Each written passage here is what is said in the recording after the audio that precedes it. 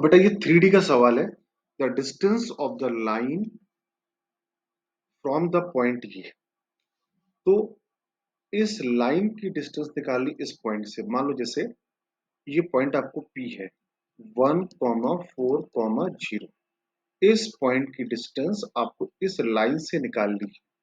ये इस लाइन को भी मैं बोल देता हूँ L1 line. Along the line का क्या मतलब हुआ? इस पॉइंट से इस L1 की डिस्टेंस तो निकालने की तमाम तरीके हैं। आप डिस्टेंस ऐसे भी निकाल सकते हो, ऐसे भी निकाल सकते हो, परपेंडिकुलर भी निकाल सकते हो, तमाम तरीके निकालने के। देखिए उन्होंने कहा अलोंग द लाइन, मतलब कि ये मान लो L2 लाइन है और L2 लाइन मान लो ऐसे जा रही है। मान लो L2 लाइन आपकी ऐसे जा रही है, तो आपको इस पॉइंट P से L2 की डिस्टेंस, L1 की डिस्टेंस आपको ऐसे ही निकालनी है। इसी के पैरेलल होनी चाहिए। भले सबको सवाल समझ में आ गया क्या बोलना चाह रहा है?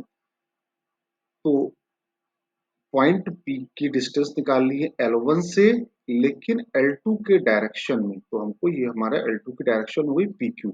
तो आपको बेसिकली क्या निकालना है? PQ की लेंथ निकालनी है। सवाल समझ में आ गया? अब L2 की डायरेक्शन क्या है? L2 की डायरेक्शन है 1 2 3। यही तो डायरेक्शन होती है, ये डायरेक्शन। तो L तो अगर मैं बोलूं कि PQ की इक्वेशन क्या हो जाएगी, तो PQ दिए गए पॉइंट P से पास कर रहा है और PQ की डायरेक्शन क्या है? 1,2,3।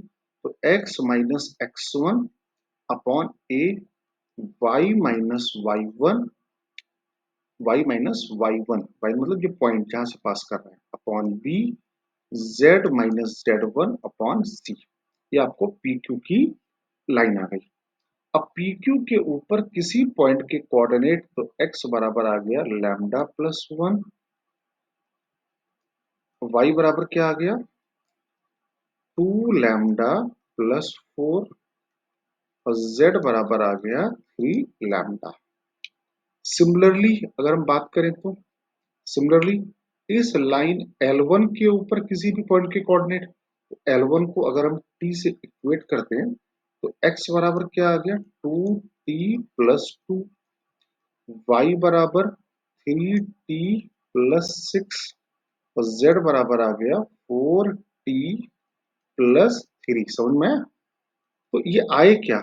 It is the coordinate of any point on the line PQ and this is the coordinate of any point on line L1 and both are intersecting at point Q।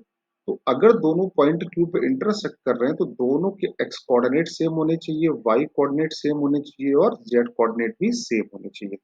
बस अब इसी को equate कर दें तो lambda plus 1 बराबर 2t plus 2। तो lambda बराबर 2t प्लस 1, ये आ गया।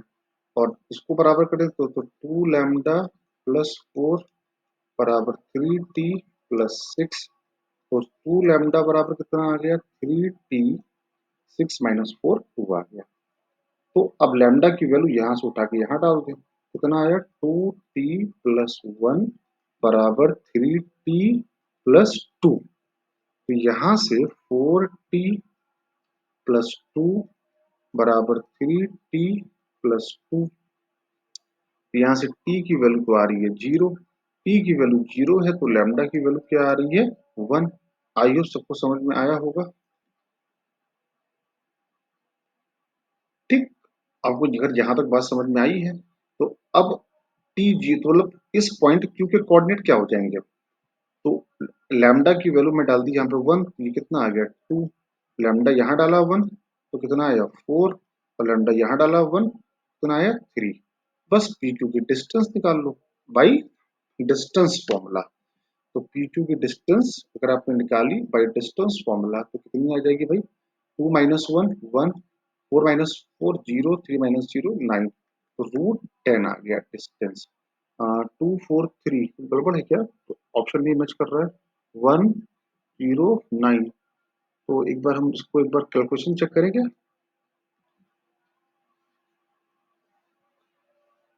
तो लैम्डा की वैल्यू यहाँ कैलकुलेशन मिस्टेक हुआ है। लैम्डा डाला 1 तो ये 0.6 आ जाएगा, ये आ जाएगा 4 आ जाएगा, तो ये आ गया अंडर रूट 40। तो ऑप्शन नंबर 2 आ गया। तो कॉन्सेप्ट समझ में आया? यहाँ पे मेन इंपॉर्टेंट था कॉन्सेप्ट कि पैरेलल, और इस टाइप के सवाल रिपीटेड क्वेश्चन आते हैं पेपर में, रिपीटेड। तो आई विल ऑलवेज सजेस्ट कि इसकी आपको अच्छी प्रैक्टिस होनी चाहिए।